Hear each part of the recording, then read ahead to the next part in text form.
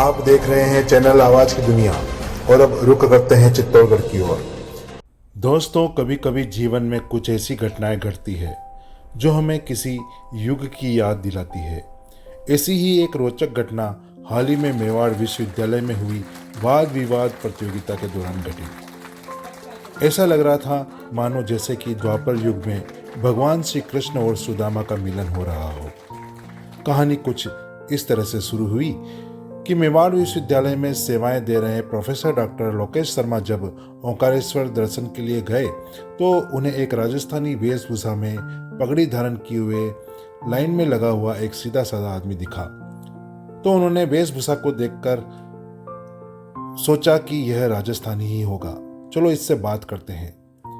तो उन्होंने उनसे बात की तो उन्होंने कहा कि मैं बांसी गांव के पास का रहने वाला हूं और मेरा नाम चतुर्भुज पाटीदार है।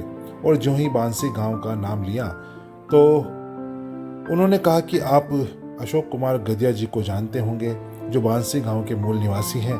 तो ग्रामीण ने बताया कि हाँ, मैं उनको जानता हूँ और उनके पिताजी का नाम नंदलाल जी गदिया और उनके दादाजी का नाम हीरालाल जी गदिया है और हम 3 साल तक बचपन में साथ पढ़े हैं। और उन्होंने बचपन की यादों को ताज़ा करते हुए कहा कि हम साथ में खेला कूदा करते थे और एक दूसरे के परिवार में आना जाना खाना पीना साथ में ही होता था। लेकिन उसके कुछ समय बाद हम नीमच जिले में रहने चले गए थे। तो इस पर जवाब में शर्मा जी ने कहा, पता है तुम्हें, अब गदिया परिवार वह नहीं रहा जो पहले हुआ करता था। अब वह बड़े आदमी हो गए हैं, उनके यूनिवर्सिटी है, कॉलेज है और बहुत सारे काम हैं। इस पर शर्मा जी ने दोनों बाल सखाओं को मिलवाने की ठानी। ऐसा मौका शीघ्र आया और मेवाड़ विश्वविद्यालय में होने वाली राष्ट्रीय स्तर की वाद विवाद प्रतियोगिता में, जहां सैकड़ों की संख्या में देश भर के शहरों व राज्यों से विभिन्न विश्वविद्यालय व कॉलेज से प्रतिभागी इसमें शामिल हुए थे, तो शर्मा जी ने सोचा कि दोनों को मिलाने का यह बहुत ही उपयुक्त समय है।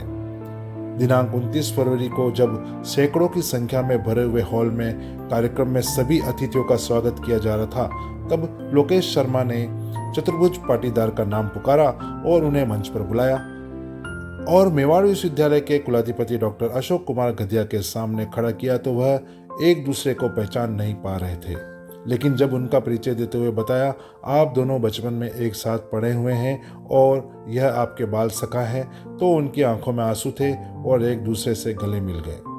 50 साल के बाद दोनों बाल सखाओं का मिलना मानो एक युग के बाद दोनों मिले हो।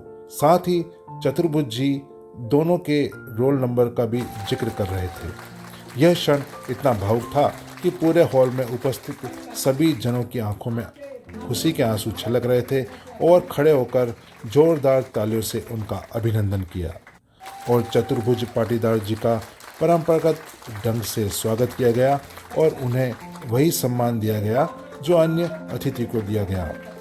सच में साक्षात ऐसा लग रहा था कि कलयुग में सुदामा और कृष्ण का मिलन देखने को मिल रहा है। बहुत बहुत धन्यवाद। नमस्कार।